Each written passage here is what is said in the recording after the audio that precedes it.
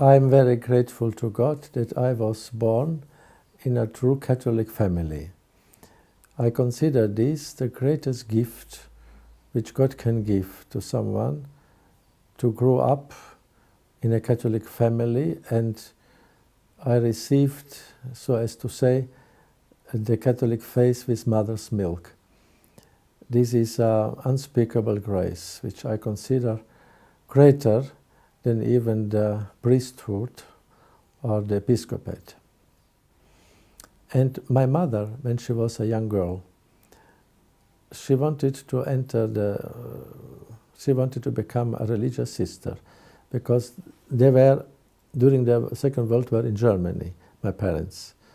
And my mother was 13 years old, a girl, and she visited there regularly a convent of sisters for Mass in East Germany. And so she said, when I will grow up, I will enter in your convent, she told to the sisters. But then they were deported by the Soviet army in the October 45 to the Ural Mountains for forced labor. And there, of course, she could not become a nun, a religious sister, because all the sisters and the convents were destroyed, the sisters were imprisoned, and so on. And so then she started to pray that may God give her a good husband, that God may choose him. And so God made this, that they met, my father Joseph. And so they married, even in the absence of a priest, but in the presence of witnesses, with prayers. So they celebrated the sacrament of matrimony in this way, in the Ural Mountains. And so I grew up in a profoundly Catholic family, and even my grandparents from both sides were also very devoted Catholics, and their parents also. So we see how important it is, a good Catholic family, for generations. It was already preparing the soil, the natural soil from which they are now, then after, growing the vocations. And the second grace I consider that I grew up in the persecuted church, in the communist time in Soviet Union. And to live in a persecuted church or in the clandestine church, you receive special graces. So I experienced this, which mark your entire life in the future. And this gave me the foundations of my Christian life, the experience in this persecuted church in the Soviet Union. And then the experience of the house church, or we call the domestic church. This is the family, the Catholic family, as the Second Vatican Council called the family as a domestic church. In the absence of the priests, even for years, during years, we had no priests. But we kept the Catholic faith in the family. My mother was my catechist, and she taught us, my siblings and me, very good catechism. And then on Sundays, where there were no priests, we gathered, the parents, we children, and we sanctified the day of the Lord with prayers, even in the absence of a priest. We made spiritual Holy Communion. And this gave us strength, really. My mother always said to my father, we have to seek first God in our life, and the rest will be given to us, will be given to us. And so I experienced in my life, we had always the blessing of God. We were not rich. Of course, in Soviet Union, all the people had to live very modest. But God always provided us. My parents were very good took a very good care of us and gave us all which we needed.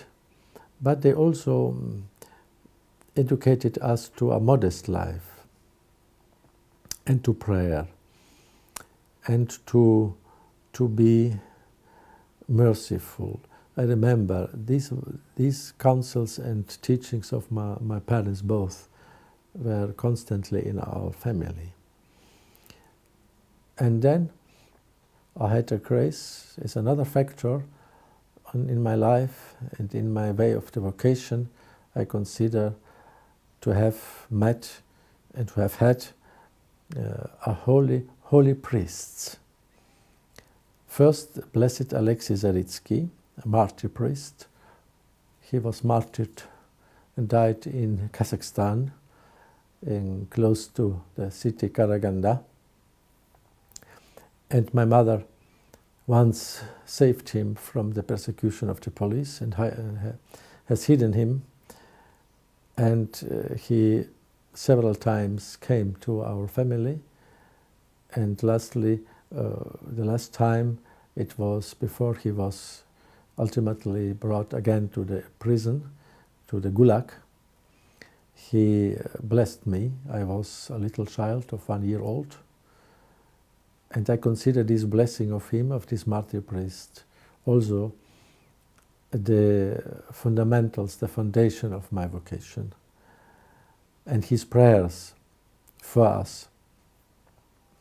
And then later, when we moved from Central Asia to Estonia, I was 9 years old, 10 years, and we lived there 4 years.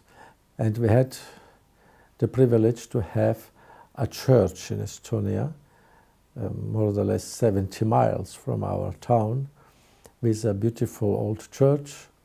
And there was also a very holy priest who was our pastor, Father Yanis Pavlovskis, from Latvia, born. He was a Capuchin priest.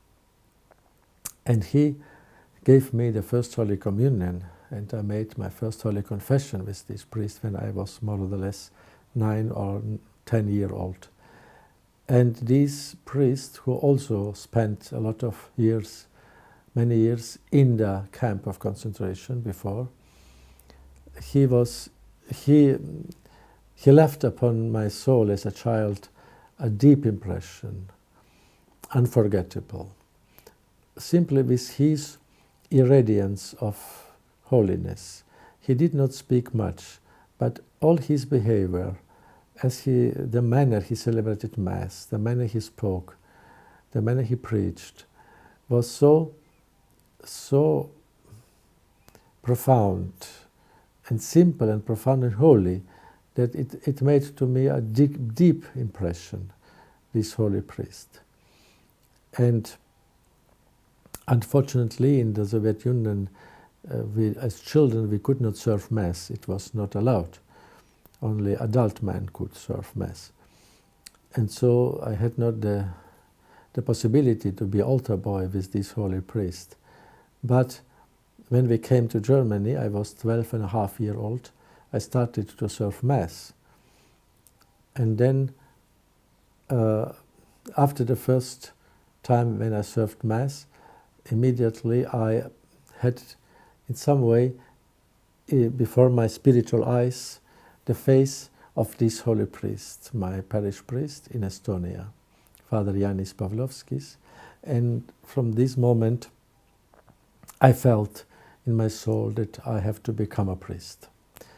And since then, I had never doubts in this, my vocation, thanks be to God. And so, but a vocation has to be prepared in a natural ground. These are the families, the Catholic family, the domestic church, and also to have good priests as examples who attract graces and transmit to the children and the youth.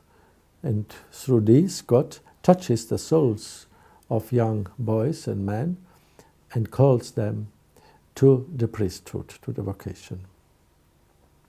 So this I consider The second factor, the priests, good examples of priests on the way of vocation.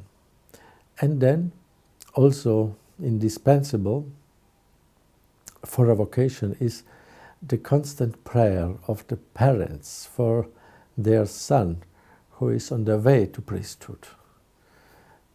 When I became priest and celebrated my first Holy Mass, after my first Holy Mass in the town where my parents lived in Germany, then my father said to my mother, we prayed a lot for our son until he became priest, but now we had to double our prayers for him, that he may be faithful and remain faithful as a priest. And so they did. Thanks be to God, my mother is still alive. And I sometimes when I phone to her, and since always after my ordination as priest, one of the last words when the phone call from her to me was always, you remain faithful to Jesus.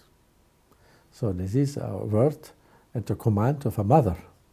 Beautiful. I could not have more beautiful words to hear from a mother, even as a bishop. You remain faithful to Jesus. And this is the most important in our life, of every one of us, but especially for the priests and those who have holy vocation, to remain faithful to Jesus until death. It means to remain faithful to the integrity of the Catholic doctrine, of the reverence of the true tradition of the Holy Liturgy, of the Mass, of a holy life of a priest, and to be not contaminated by the fashion of the world, of the intellectual fashions of the world. And this I consider the most important in the life of us and in the life of a priest.